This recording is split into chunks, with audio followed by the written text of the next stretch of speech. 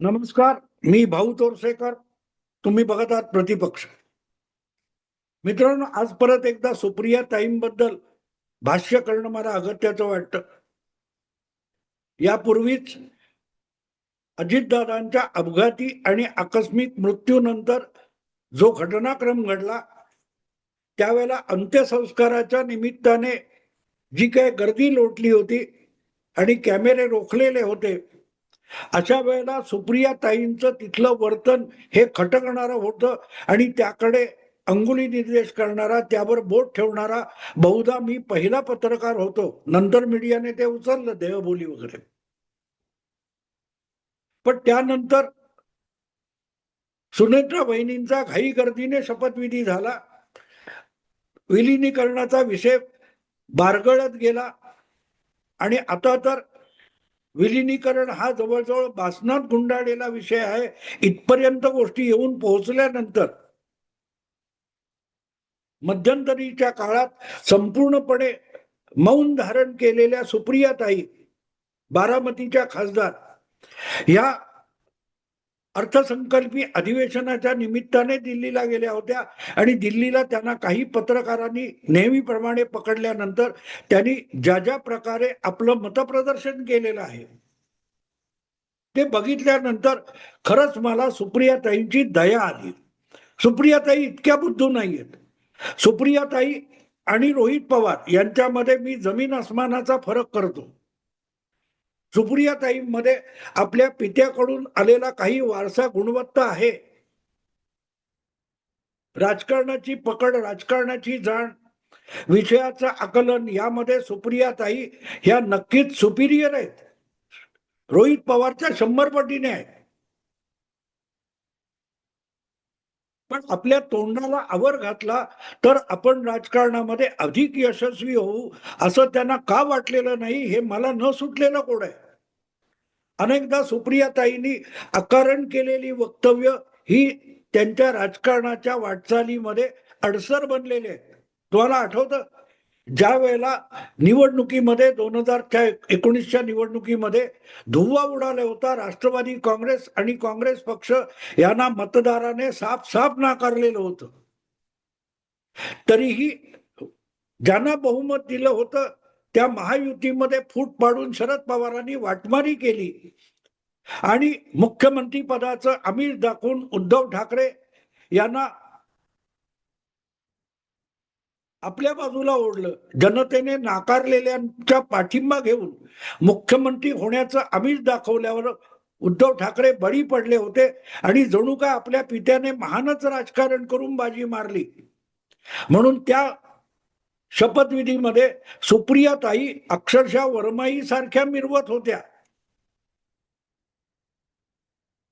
शपथविधी असो किंवा त्यानंतर झालेलं विधानसभेचं पहिलं अधिवेशन असो, ते निवडणुकीनंतरचं पहिलं अधिवेशन होतं आणि तिथे येणाऱ्या सगळ्याच्या सगळ्या आमदारांच्या स्वागताला एखाद्या लग्न घरातल्या वरमाईप्रमाणे सुप्रियाताई मिरवत होत्या. आणि त्यानंतर पुढल्या काळामध्ये ज्याच्या तोंडून बहुमत आणि यश मिळवल्यानंतर सुद्धा मुख्यमंत्री पदाचा घास हिरावून घेतला गेला होता, ते देवेंद्र फडणवीस विरोधी नेता झाले होते. तेव्हा त्यांना खिजवण्यासाठी सुप्रियाताईंनी केलेलं वक्तव्य हे आयुष्यभर त्यांच्या अंगाला चिकटलेलं आहे. अकेला देवेंद्र करेगा तो क्या करेगा, आठवतं तुम्हाला? राजकारणातला तो एक परवलीचा शब्द होऊन गेला. ज्या कालखंडामध्ये सुप्रियाताईंचे पिताजी मी पुन्हा येईन हे वाक्य चेष्टेचा विषय झाला असं अगत्याने प्रत्येक वेळेला सांगत होते, त्याच वेळेला सुप्रियाताईंनी उच्चारलेलं हे वाक्य आहे, अकेला देवेंद्र करेगा तो क्या करेगा. कारण राष्ट्रवादी काँग्रेस आणि शिवसेना, अखंड शिवसेना यांचं मिळून जे प्रचंड बहुमत होतं, 154 आमदार हे 3 पक्षांचे होते, 54, 56 आणि 44. हे 3 पक्ष मिळून विधानसभेमध्ये निर्विवाद 144 निम्मे आकडा आहे, त्यापेक्षा 10 आमदार जास्त होते आणि त्यांना देवेंद्र फडणवीस काहीही करू शकत नाही, कारण त्याच्या गाठीशी स्वपक्षाचे फक्त 105 आमदार आहेत. हे खिजवण्यासाठी सुप्रियाताई बोललेल्या होत्या. पण त्या 154 आमदारांच्या बळावर आपण सत्तेत येऊन बसलोय. जनतेने नाकारल्यानंतर सुद्धा आपण सत्तेत येऊन बसलोय. ती चोरलेली सत्ता आहे हे विसरून निर्लज्जपणे सुप्रियाताई बोलल्या होत्या, अकेला देवेंद्र करेगा तो क्या करेगा. एक माणूस महिनाभर राबतो, महिन्याच्या अखेरीस त्याला पगाराचं पाकिट मिळालेलं आहे आणि त्याला तिघा भुरट्यांनी चाकू सुरी दाखवून त्याच्याकडचे पगाराचे पैसे हिसकावून घेतले आणि तू क्या कर सकता है, तू अकेला है, हम तीन है. याला वाटमारी म्हणतात सुप्रियाताई. पण ते तुम्ही अशा थाटात बोलत होता की तुम्ही मोठी लढाई करून बहुमत मिळवलं होतं आणि म्हणून ते वाक्य तुमच्या अंगाला चिकटलेलं आहे. अकेला देवेंद्र करेगा तो क्या करेगा. त्या काय करू शकतोय त्याने दाखवलं. नुसता सत्तेत आला नाही, परत मुख्यमंत्री झाला इतकंच नाही, तर उद्धव ठाकरे जे मुख्यमंत्री पदाच्या आमिषाला बळी पडले, त्यांचा पक्ष फोडून त्यांना पार विकलांग करून टाकलेला आहे.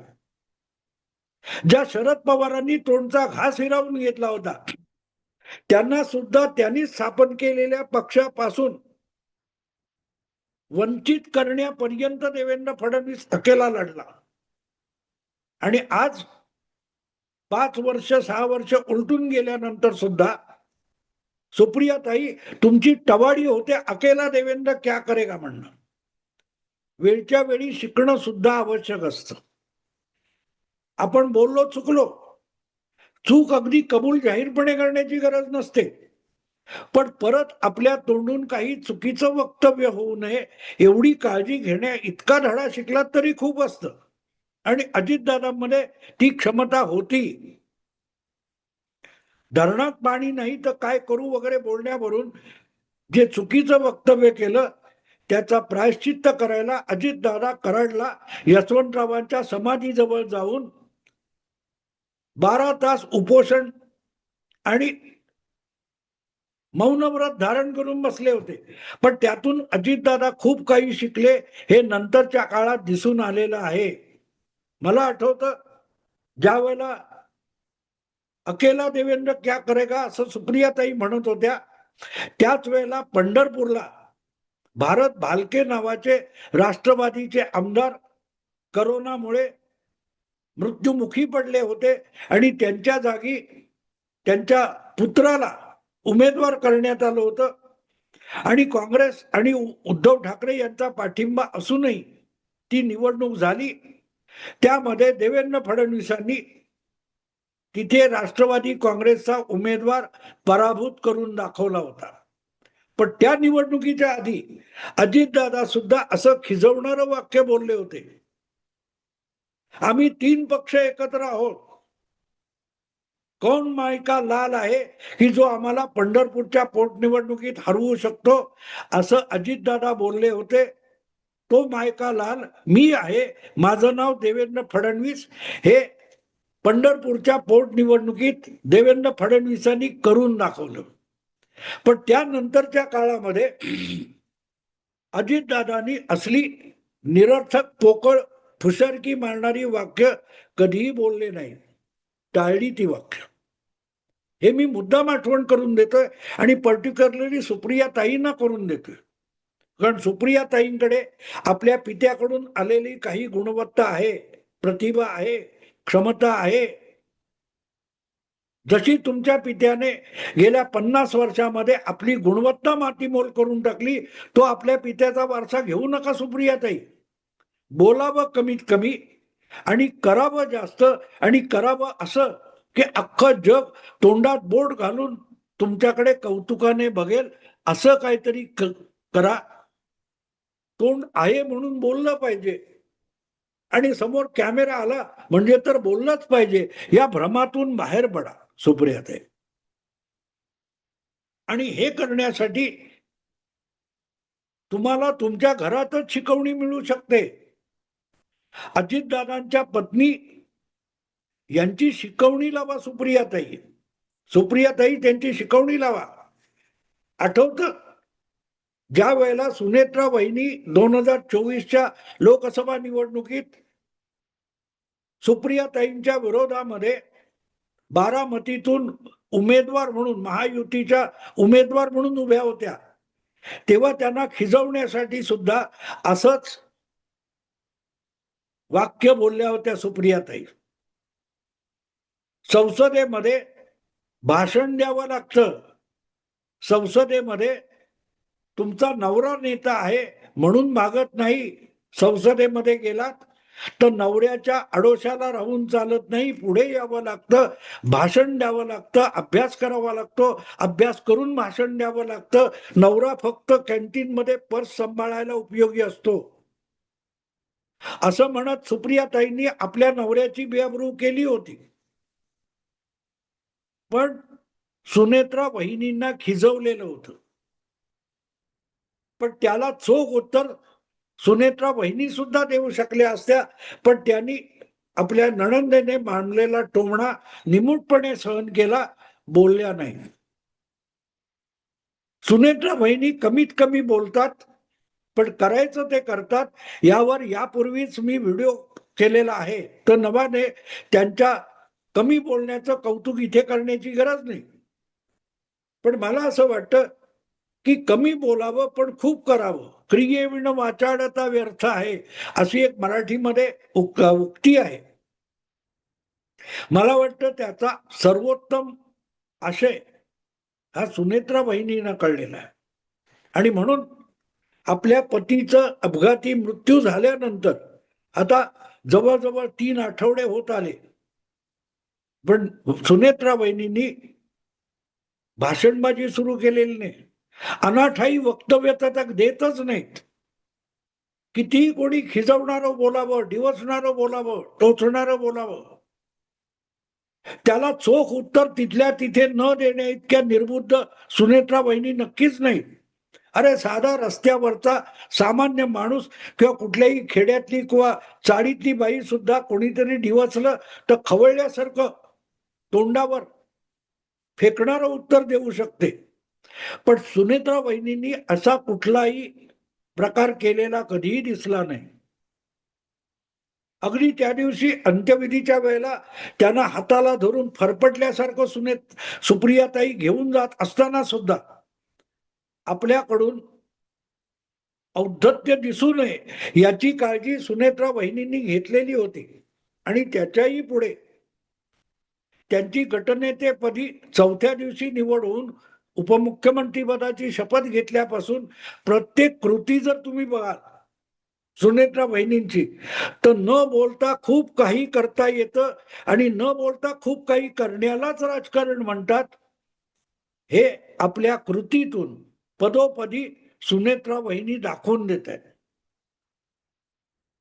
आणि हे सगळं करताना कमीत कमी बोलावं आणि शक्यतो बोलू नये, हा त्यातला धडा आहे. तो जर सुप्रियाताईंना बघून समोर दिसत असून शिकायचा नसेल आणि कोणतरी कान धरून शिकवणाराच हवा असेल, तर मला वाटतं शिकवणीच्या शिक्षिका घरातच आहेत, ज्या तुमच्या भावाच्या पत्नी आहेत, नात्याने वहिनी आहेत. त्या सुनेत्रा वहिनींना हे कसं साधता येतं की चौफेर भडीमार होत असताना सुद्धा, दुःखाचा, संकटाचा आणि प्रतिकूल परिस्थितीचा वर्षाव होत असताना ही महिला मनाचं धैर्य, समतोल आणि संयम कसा काय राखते आणि तोंड उघडून भडाभडा का बोलत नाही आणि न बोलता किती मोठं राजकारण साधते. सुप्रियाताईंना वाटत असेल की विलिनीकरण आणि त्यावरच्या चर्चांचा गदारोळ करून प्रफुल्ल पटेल आणि सुनील तटकरे यांना आपण यशस्वीरित्या काटसह दिला. तुम्ही दिलात, पण तो पथ्यावर कोणाच्या पडला बघा. काहीही न बोलता हे दोन नेते जे अजितदादांच्या अनुपस्थितीमध्ये त्यांच्या गटाचा जो राष्ट्रवादी पक्ष आहे तो आपल्या कब्जात करतील अशी सगळीकडे चर्चा होती. त्यांना सुद्धा नाक रगडून सुनेत्रा वहिनींना उपमुख्यमंत्रीपदी बसवावं लागलं, विधानसभेतला गटनेता म्हणून निवडावं लागलं आणि त्याच्या पलीकडे जाऊन अजितदादा गटाच्या राष्ट्रवादी पक्षाचा राष्ट्रीय अध्यक्ष म्हणून सुनेत्रा वहिनींच्याच नावाची चर्चा सुरू करणं हे तटकरे आणि प्रफुल्ल पटेल यांना सुद्धा भाग पडलं. पण हे सगळे डावपेच हे न बोलता सुनेत्रा वहिनींनी सुप्रियाताई, शरद पवार, रोहित पवार इत्यादींकडून करून घेतले. बोलल्याचा एक शब्दही नाही.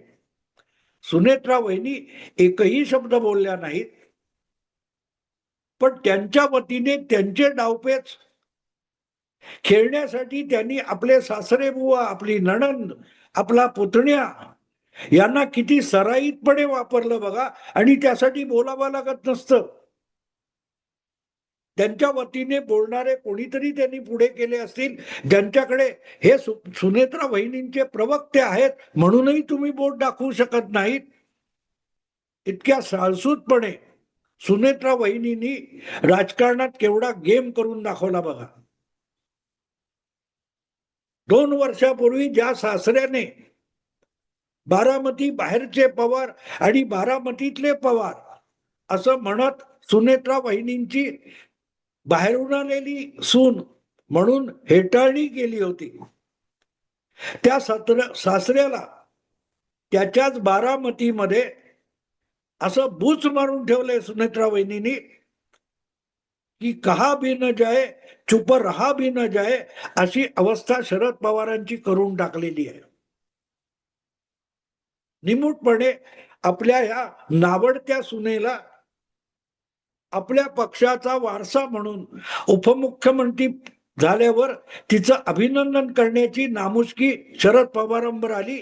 हे सगळं सुनेत्रा वहिनी कमीत कमी बोलून किंवा जास्तीत जास्त न बोलून साधू शकल्या तर त्यांच्याकडून हा धडा गिरवणं सुप्रियाताईंसाठी भविष्याच्या राजकारणात उपयुक्त ठरू शकेल. करायचं की नाही त्यांनी ठरवावं. आपल्या पित्याचा वारसा चालून आपल्या गुणवत्तेला मातीमोल करायचं की आपल्या भावाच्या पत्नीच्या म्हणजे वहिनीच्या गुणांना जाणून घेऊन ते आत्मसात करून भविष्यात आपलं राजकारण यशस्वी करायचं हे सुप्रियाताईंनी ठरवायचं. ते भाऊ तोरसेकर ठरवू शकत नाही की आणखी कोणी ठरवू शकत नाही, कारण हे भयंकर कष्टाचं काम आहे. दुसऱ्याकडे असलेले गुण आत्मसात करून आपण त्या वाटेने यशस्वीरित्या वाटचाल करणं, यासाठी जो संयम, जी इच्छाशक्ती लागते ती सुनेत्रा वहिनी दाखवू शकत असतील तर सुप्रियाताईंकडे ती क्षमता नाही असं मी बिलकुल मानत नाही. हा, पण त्यासाठी चमकणं बाजूला ठेवायचं, कॅमेरे दिसल्यावर त्याकडे पाठ फिरवण्याची हिंमत असली पाहिजे. पण सुप्रियाताई ते करू शकल्याच असं वाटत नाही. आठवडाभर गप्प बसल्यानंतर दिल्लीत पोहोचल्यावर कॅमेऱ्या समोर येताच त्यांनी आपलं पांडित्य सांगायला सुरुवात केली. यासारखं मोठी चूक सुप्रियाताईंनी आयुष्यात दुसरी कुठलीही केलेली नाही आणि ती चूक सुधारण्याच्या मनस्थितीत सध्या तरी त्या दिसत नाहीत. आणि म्हणून सुप्रियाताईंचं राजकीय भविष्य खुंटीला टांगल्यासारखं आहे. असो मित्रांनो, आता थांबतो. आवडलं लाईक करा, शेअर करा आणि प्रतिपक्षाला सबस्क्राईब करा. नमस्कार.